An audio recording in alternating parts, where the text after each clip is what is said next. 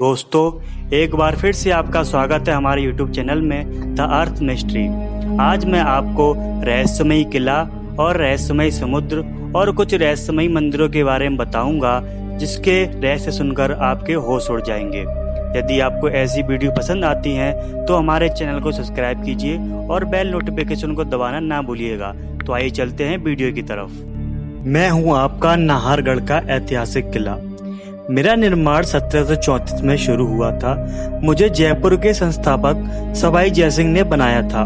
बेशक मैं आज इस शहर का प्रहरी या खूबसूरत पर्यटन स्थल बन चुका हूँ। बरसात के मौसम में मेरी रवानी देखने लायक रहती है, पर मुझे बनाने के पीछे राजघराने की सुरक्षा सबसे बड़ी वजह थी। एक तरफ जब मुगल काल का पतन था और दूसरी तरफ मराठा ताकतवर हो रहे थे, तब मेरा निर्माण कराया गया। मुझ तक पहुंचने के वैसे तो 3 रास्ते हैं, लेकिन आमेर महल वाला रास्ता तो अब राज परिवार जयपुर रहने लगा, तब से इतना कारगर नहीं रहा है। अलबत्ता कनक घाटी वाला 9 किलोमीटर का रास्ता सबसे ज्यादा व्यस्त रहता है, क्योंकि वो मुझे जयगढ़ से जोड़ता है। पर्यटन के लिहाज से कार और बस से मुझ तक पहुंचने का आधुनिक मार्ग तो बहुत बाद में बना है। मेरा सबसे पुराना और सुरक्षित रास्ता शहर के बीच से यानी आज की पुरानी बस्ती से जाता है। पथरीली राह लेकिन इतनी खूबसूरत और सर्पीली कि मुझ तक पहुंचने पर यह खूबसूरत हिल स्टेशन का एहसास कराती है।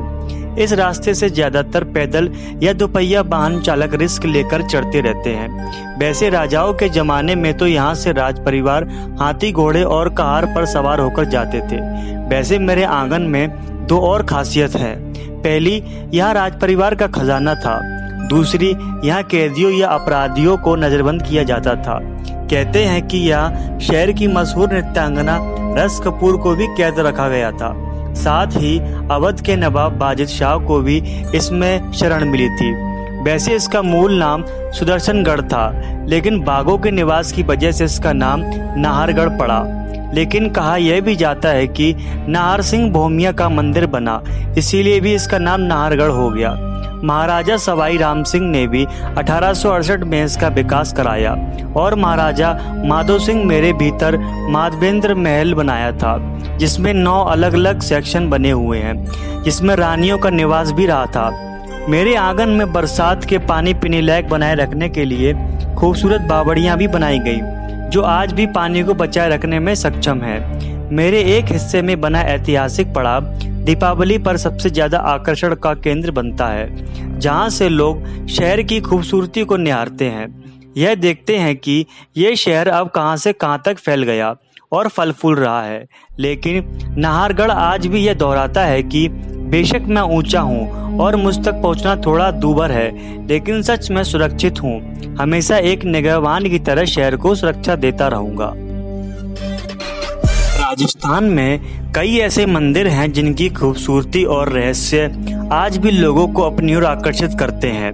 वहाँ के सौंदर्य को तो हम अपनी आंखों से देख लेते हैं, लेकिन इन मंदिरों में छिपे उन रहस्यों को नहीं जान पाते जो हमेशा से ही एक राज बना हुआ है।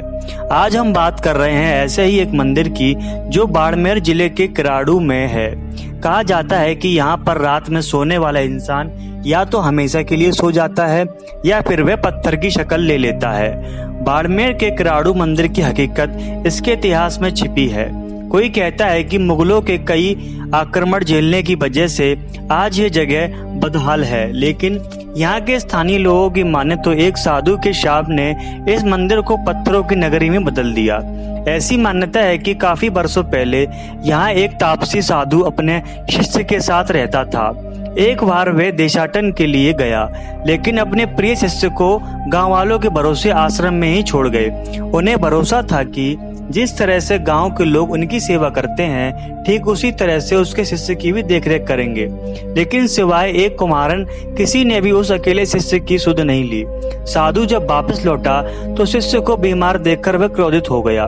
उसने शाप दिया कि जहाँ के लोगों में दया की भावना ना हो, वहाँ जीवन का क्या मतलब। इसीलिए यहाँ के सभी लोग पत्थर की हो जाएं और पूरा शहर बर्बाद हो गया। फिर क्या था, देखते ही देखते सभी पत्थर के हो गए, सिवाय उस कुमारन के जिसने शिष्य की सेवा की थी। साधु ने उस कुमारन से कहा कि तेरे हृदय में दूसरों के लिए ममता है, इसीलिए तू यहाँ से चली जा। साथ में चेतावनी भी दी कि जाते समय पीछे मुड़कर नहीं देखना, वरना तू भी पत्थर की हो जाएगी। कुमारन वहां से तुरंत भाग खड़ी हुई, लेकिन जाते वक्त उसके मन में अचानक एक बात आई कि क्या सच में किराड़ू के लोग पत्थर के हो गए हैं। यह देखने के लिए वह जैसे ही पीछे मुड़ी, वह खुद भी पत्थर की मूर्ति में बदल गई। सिहाड़ी गांव के नजदीक कुमारन की वह पत्थर मूर्ति आज भी अपने उस भयावह अतीत को बयां करती दिखाई देती है। इस कहानी में कितनी सच्चाई है कोई नहीं जानता, लेकिन इतिहासकारों की माने तो 14वीं शताब्दी तक किराड़ू मुगलों के आक्रमण से तो बचा हुआ था। ऐसे में शायद यह साधु का शाप ही था जिसने इस देवालय भूमि को पत्थरों के वीराने में बदल दिया। कभी बाड़मेर का यह इलाका किराड़ू, शिव, विष्णु और ब्रह्मा के मंदिरों से समृद्ध था, आज भी है, लेकिन बदहाल अवस्था में। देवालयों की इस भूमि में अवशेष है तो केवल 5 मंदिरों के अवशेष। इनमें एक भगवान विष्णु और अन्य 4 भगवान शिव के हैं। कहा जाता है कि बचे हुए विष्णु मंदिर से ही यहाँ के स्थापत्य कला की शुरुआत हुई थी, जबकि इन 5 देवालयों में सबसे बड़े सोमेश्वर के खंडर को इस कला के उत्कर्ष का अंत माना जाता है। मंदिर का अलौकिक और अद्भुत सौंदर्य स्थापत्य कला के लिए मशहूर इन प्राचीन मंदिरों को देखकर ऐसा लगता है मानो शिल्प और सौंदर्य के किसी अचरज लोक में पहुंच गए हों। पत्थरों पर बनी कलाकृतियां अपनी अद्भुत और बेमिसाल अतीत की कहानियां कहती नजर आती हैं। खंडरों में चारों ओर बने वास्तुशिल्प उस दौर के कारीगरों की कुशलता को पेश करती हैं। नीम के पत्थर से लेकर छत के पत्थरों में कला का सौंदर्य पिरोवा हुआ है। मंदिर के आलमन में बने गजधर, अश्वधर और नरधर नागपाश से समुद्र मंथन और स्वर्ण मृग का पीछा करते भगवान राम की बनी पत्थर की मूर्तियां ऐसी लगती हैं जैसे अभी बोल पड़ेंगी। ऐसा लगता है मानो ये प्रतिमाएं शांत होकर भी आपको खुद के होने का एहसास करा रही हैं। मंदिर के अंदर की खूबसूरती तो और भी बेमिसाल है। छतविहीन मंदिर के आसपास स्थित 44 स्तंभ यहाँ के इतिहास को पल भर के लिए जिंदा कर देती हैं। पत्थरों की ऐसी कारीगरी आपको शायद ही कहीं देखने को मिलेगी। बानर सेना, राम रावण, युद्ध संजीवनी बूटी लाते हनुमान जैसे दृश्य आपको रामायण के युग में पहुंचा देते हैं, तो अगले ही पल आप खुद को महाभारत के समय में पाएंगे। मंदिर के खंभों पर बने भयावह जीवों के चित्र जंगल के होने का आभास दिलाते हैं। रहस्यों की दुनिया, समुद्र की गहराइयों का रहस्य आज भी बरकरार है। समुद्र के गर्भ में अद्भुत जीव जंतु, दुर्लभ पौधे और हैरान कर देने वाले बैक्टीरिया मौजूद हैं। समुद्र की गहराइयां 21वीं सदी में भी रहस्य बनी हुई हैं, जबकि धरती का करीब 70% हिस्सा समुद्र से घिरा है। इसकी औसत गहराई किलोमीटर में आंकी जाती है। समुद्रों को जीवों को सबसे बड़े बसेरे के रूप में भी माना जाता है, लेकिन दिक्कत यह है कि इनका बसेरा भी सुरक्षित नहीं रह गया है। समुद्र की गहराइयां बेहद ठंडी, अंधेरी होती हैं और कभी कभी तो ज्यादा दबाव के कारण यहाँ ऑक्सीजन भी काफी कम हो जाता है। दबाव की बात आई है तो तुम्हें बता दें कि धरती पर जितना दबाव महसूस होता है, समुद्र की गहराइयों में यह 1000 गुना ज्यादा होता है। इतना ज्यादा दबाव की बायोकेमिस्ट्री भी यहाँ फेल हो जाती है। इतनी मुश्किलों के बावजूद सच्चाई यह है कि समुद्र की तलहटी में रहने की 1% से भी कम जगहों का अभी तक पता चला है।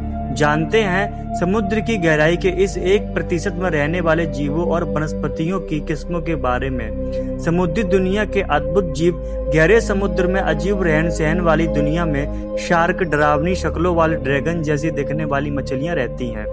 इनकी आंखें वहीं से लैंप की तरह दमकती हैं। चमकीली मछलियां, केलाकेंत नामक मछली, कमल जैसे दिखने वाले रेंगते फूल, ब्लड रेड समुद्र फेनी, स्वीडा, भयानक सूढ़ों वाले काले ऑक्टोपस, करीब 1 मीटर चौड़ी जेलीफिश, रेंगने और कई भुजाओं वाले पौधे और जेलीफिश जिनके चमकीले चंगुल से बच पाना आसान नहीं, क्योंकि इन्हीं से ये मछली अपने शिकार को आकर्षित भी करती हैं। लेकिन इन समुद्री गहराइयों में शायद सबसे ज्यादा नाटकबाज जीव हैं, करीब 13 मीटर लंबा स्क्विड। इन्हें आर्किडियोथिस भी कहते हैं।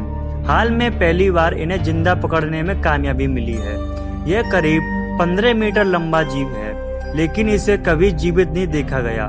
गहरे समुद्र में इसका बराबरी करने वाले 2 जीव हैं, स्पर्म व्हेल और अंटार्कटिक स्लीपर शार्क। यहीं रहकर ये अपने लिए शिकार तलाशती हैं। समुद्र की बेहद गहराइयों में बैक्टीरिया, यह जानकर ताज्जुब होगा कि समुद्र की बेहद गहराइयों में बैक्टीरिया, कीड़ों और दूसरे केकड़े, झींगे जैसे क्रस्टासियस पाए जाते हैं। जैसे खेतों में कई तरह के कीड़े मकोड़ों और किस्म किस्म के पौधे दिख जाते हैं, वैसे ही समुद्र की तलहटी में भी पाए जाते हैं। लेकिन वहां से देखते हैं धरती पर पाए जाने वाले अलग होते हैं। समुद्र में पाए जाने वाले कीड़े मकोड़े बर्फ खाते हैं। यह बर्फ ऊंचाई से यहाँ तक गिरकर आती है। समुद्र के ज्यादा गहरी तली में जीवन होने की कल्पना करना संभव नहीं है। लेकिन 2003 में शोधकर्ताओं ने पाया कि कई अजीब किस्म के बैक्टीरिया 300 मीटर की गहराई में पाई जाने वाली चट्टानों में पाए गए। गहरे पानी में कोरल रीफ। शोधकर्ताओं ने प्रशांत महासागर के सी फ्लोर पर यह रिसर्च किया था। उन्होंने अपनी रिसर्च में पाया कि लाखों साल पहले से वे इन चट्टानों में खाते पीते पनपते रहे हैं। गहरे में मौजूद मूंगा भित्ति कोरल रीफ से तो काफी चौंकाने वाले तथ्यों का पता चला। वहां करीब 6000 मीटर की गहराई में जहां पानी का तापमान 2 डिग्री सेल्सियस था, यह चट्टानों के आसपास पाए गए। इतना ही नहीं, यह बैक्टीरिया उष्णकटिबंधीय यानी ट्रॉपिकल क्षेत्रों और उथले पानी में भी मजे में रह रहे हैं। आयरलैंड से न्यूजीलैंड तक ये धीरे धीरे पनपते मिले हैं और इनका पता तब चला जब तेल की खोज के दौरान खनिकों ने इन्हें यहाँ आहिस्ता आहिस्ता पनपते पाया। लेकिन इन्हें उस समय ज्यादा नुकसान हुआ जब मछुआरों के मछली पकड़ने के लिए इन इलाकों में बड़े बड़े जाल डालना शुरू किया।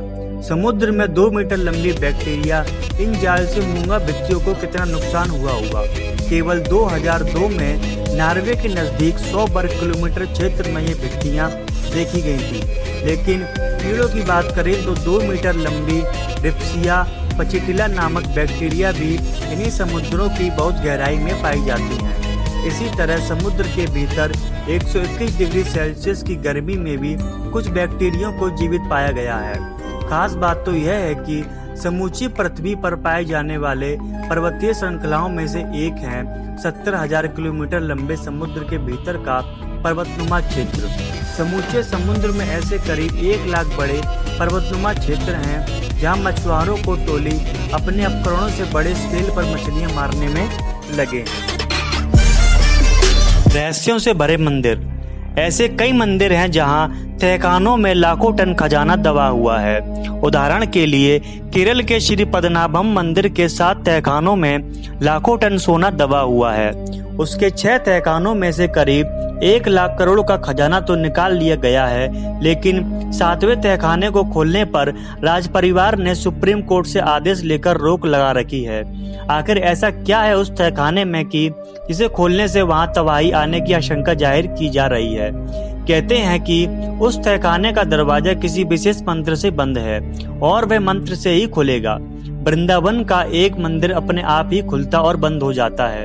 कहते हैं कि निधिवन परिसर में स्थापित रंगमहल में भगवान कृष्ण रात में शयन करते हैं।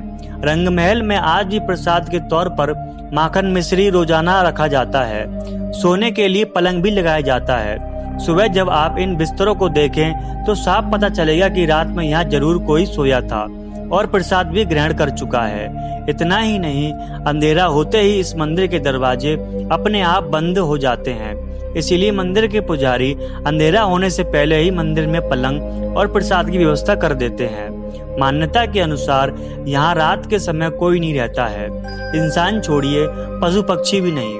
ऐसा बरसों से लोग देखते आए हैं, लेकिन रहस्य के पीछे का सच धार्मिक मान्यताओं के सामने छुप सा गया है। यहाँ के लोगों का मानना है कि अगर कोई व्यक्ति इस परिवार में रात में रुक जाता है तो वह तमाम सांसारिक बंधनों से मुक्त होकर मृत्यु को प्राप्त हो जाता है।